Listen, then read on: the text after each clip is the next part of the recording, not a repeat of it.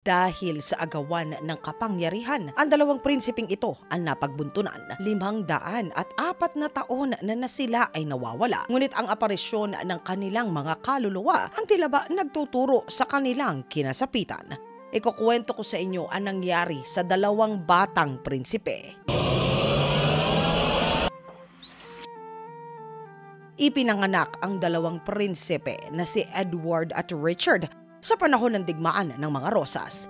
Ito ay sa pagitan ng tahanan ng Lancaster at ng tahanan ng York. Nang panahong ito, agawan sa kapangyarihan ang nananaig sa kanilang kaharian. Ang dalawang prinsipe ay ang anak ni Edward IV at ni Elizabeth Woodville. Sa hindi inaasahang pagpanaw ni Edward IV ng ika-1483, ang kapatid nitong mismo na si Richard na duke naman ng Gloucester ang siya namang kumuha ng trono. Ito ay mula sa kuya niya. Hindi siya maituturing na hari, siya ay tagapangalaga lamang ng trono. Ang totoong hari noon ay ang panganay na anak ni Edward IV na si Edward XII. Kasunod sa trono ay ang nakababatang kapatid nito na si Richard na noon ay 9 na taong gulang lamang. Ngunit ayon sa tiyuhin ng dalawang prinsipe na si Richard na kailangan nilang maitago mula sa mata ng mga tao.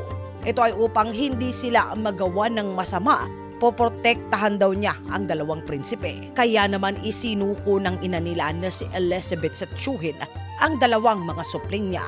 Sa tore ng London itinago ang magkapatid upang mapanatili ng maigi ang kanilang kaligtasan. Ngunit ang magaganap ay ang kabaliktaran. Dapat kokoronahan itong si Edward XII ng ika-12 ng June ng taong 1483. Ngunit isang balita ang dumating sa palasyo. Ayon sa balita na ang yumaong hari na si Edward IV ay dapat pala na nakakontrata na ikakasal kay Eleanor Butler.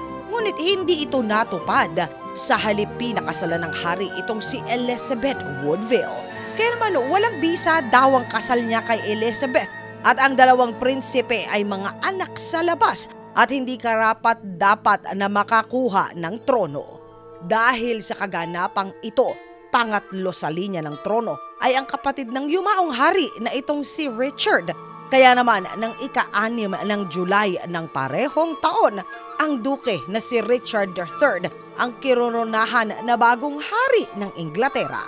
Wala na nakaalam sa naging kinahinatnan ng mga prinsipe matapos ang koronasyon.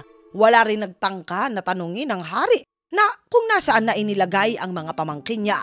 Walang katawan, walang kahit na anong naiwang bakas kung ano ang kinasapitan ng dalawang mga batang prinsipe.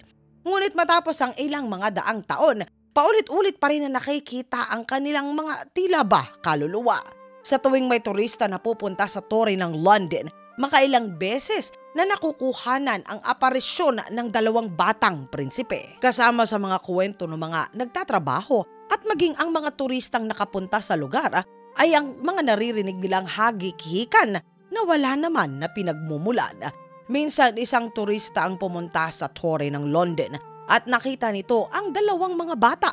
Sinundan niya ito at sa gulat niya, naglaho ito sa lugar kung saan sinasabing ikinulong ang dalawang prinsipe bago sila tuluyan ay nawala na.